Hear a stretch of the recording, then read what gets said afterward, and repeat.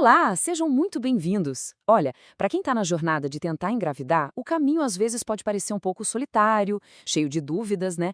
Hoje a gente vai conversar sobre 10 desafios que são super comuns de aparecer.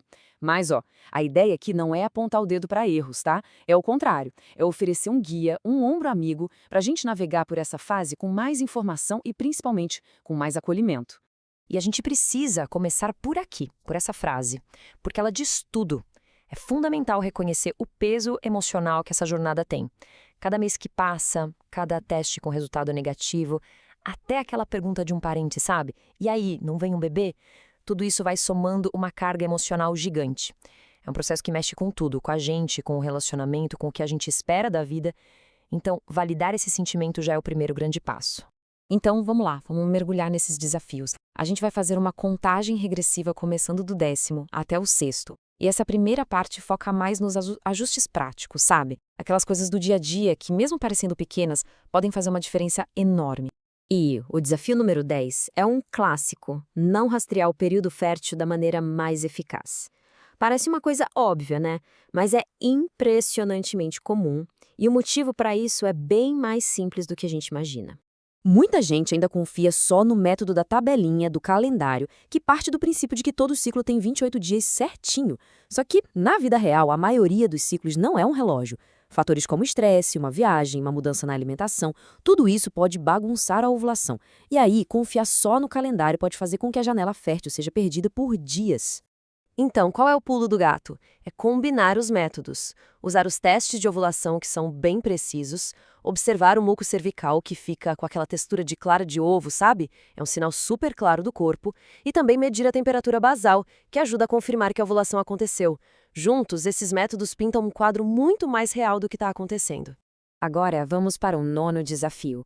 Um que, olha, mexe direto com o relacionamento. Transformar a intimidade em uma obrigação com hora marcada, focando só naqueles dias de pico da ovulação. A lógica por trás disso até faz sentido, mas na prática a pressão que isso cria é imensa.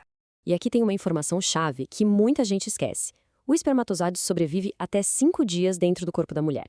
O que isso significa que ter relações nos dias antes do pico da ovulação já é super eficaz. Quando o sexo vira uma tarefa agendada, ele perde a espontaneidade, o prazer e pode gerar uma ansiedade enorme, sabe? Manter intimidade de forma regular durante o mês todo é muito mais saudável, tanto para as chances de engravidar quanto para a saúde do relacionamento. O 8º desafio é uma tendência muito comum, o foco quase total na saúde da mulher. Ela faz os exames, acompanha o ciclo, muda a alimentação e o parceiro, muitas vezes, ele fica meio que de fora dessa equação. Isso é um problema, porque olha só os dados. O fator masculino está presente em mais ou menos metade dos casos de dificuldade para engravidar. É praticamente meio a meio. Questões como a qualidade e a mobilidade do esperma são cruciais. Por isso, a investigação tem que ser do casal sempre. É uma jornada a dois. Seguindo para o 7º desafio, temos um padrão muito comum, o de esperar. Sabe aquela coisa de, vamos tentar mais um mês que vem vai dar certo. Essa espera, que vem de uma esperança genuína, às vezes pode custar um tempo que é bem precioso. Existem algumas diretrizes médicas que ajudam bastante nisso. Para mulheres com menos de 35 anos, o ideal é procurar um especialista após 1 ano de tentativas. Se já tem mais de 35, esse tempo cai para 6 meses. E se já existe alguma condição conhecida, como endometriose, por exemplo, a avaliação deve ser feita logo no início.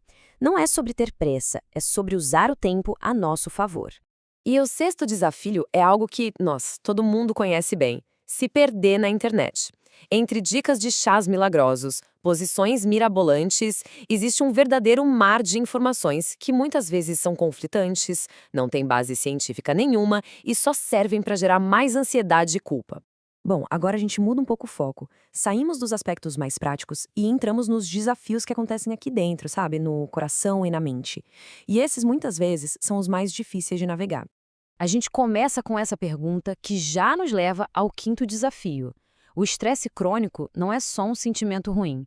Ele tem um efeito real, físico no corpo.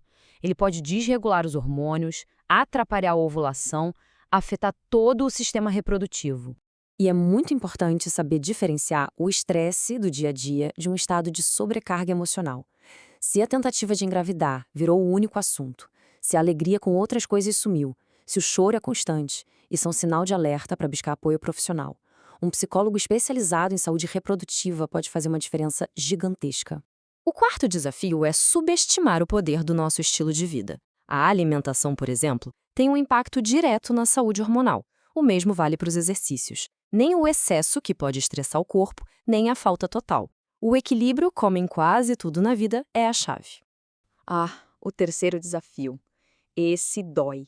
Ver o anúncio de gravidez da amiga que engravidou sem querer ou da prima que conseguiu de primeira. A comparação é uma armadilha, é inútil e só destrói a gente por dentro. Cada corpo é um universo, cada jornada é única. A gravidez de outra pessoa não tira e nem aumenta as nossas chances. O foco tem que ser na nossa própria história. O segundo desafio tem duas caras, como uma moeda. De um lado, tem gente que desiste antes mesmo de explorar todas as possibilidades.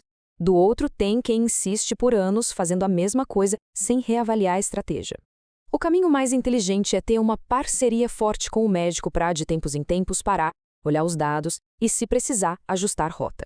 E chegamos ao desafio número 1. Esse é talvez o mais comum de todos e, com certeza, o mais silencioso. É aquele que ninguém vê, mas que tem um peso gigantesco. O maior desafio de todos é tratar essa jornada como um segredo. É viver uma montanha-russa de emoções no mais absoluto isolamento. É esconder as lágrimas depois de mais um teste negativo, é processar uma notícia difícil sem ter com quem dividir esse peso.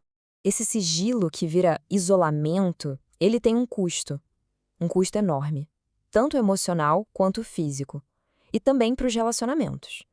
Carregar esse peso em silêncio não precisa ser o único jeito de passar por essa fase. E aqui está o ponto central de tudo. Pedir ajuda, seja para o parceiro, para uma amiga, para um terapeuta, para um grupo de apoio, não é fraqueza. Muito pelo contrário. É um ato de uma força imensa, de inteligência emocional. É um ato de autocuidado profundo. Se algum desses pontos fez sentido para você, se você se identificou, a última coisa que eu quero é que sinta culpa. A intenção é justamente a oposta. É que essa informação sirva como um ponto de partida, como uma luz. Porque com mais conhecimento, a gente ganha novas chances de fazer diferente. E para a gente fechar, fica aqui uma reflexão. Não precisa ser nada grandioso. Pode ser marcar aquela consulta que estava sendo adiada, ou desabafar com alguém de confiança, ou simplesmente se permitir uma pausa. Qual seria um pequeno passo que pode ser dado ainda hoje para honrar e cuidar um pouco mais dessa jornada?